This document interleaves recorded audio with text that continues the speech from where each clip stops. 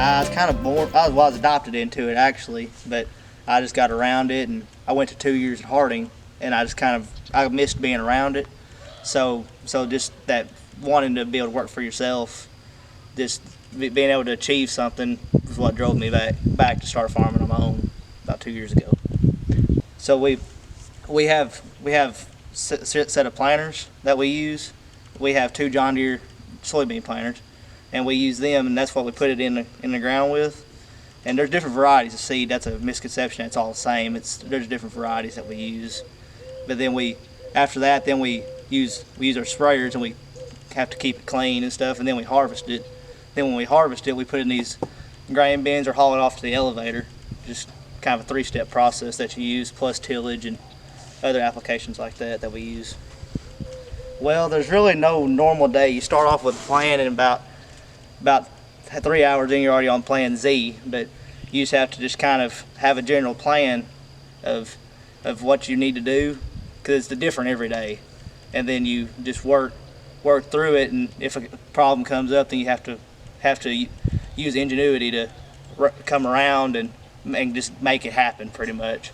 So, like for instance, if we're hauling with trucks here, then whenever we get done with that, we'll have to, if we have an issue or something like that, you have to just think on the fly and utilize your employees also to make the best of the situation. You have to be very independent minded, but also be willing to lean on somebody that might have more knowledge than you. But you also have to be open to other ideas, open to change, because just in the last 15 years, technology has become a big thing through auto guidance. Swath control on our sprayers saves thousands of dollars, but you might not be open to it at first. So you have to just be open to anything that might be new. By being self-employed, I don't have to ask to be off, for instance. There's certain times a year where we will be working 100 plus hours a week, sometimes 115 hours.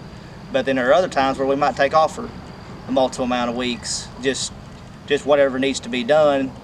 And like, you might work hard one day, but then the next day, if it rains or weather becomes a factor, then you might not have to as much. So it's just the flexibility of being able to go do what I want to when I want to, pretty much.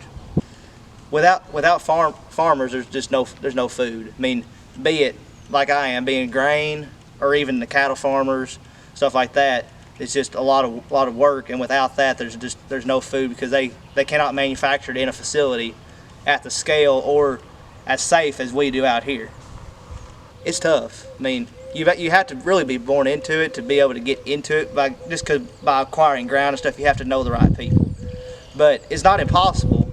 But it's very expensive, and you just have to just be able to manage your costs and be very time efficient. Not be, well, I need to plant tomorrow. Here's what I'm going to plant. You have to okay, harvest is done. Here's what I want to do for next year. Here's how much I want to do.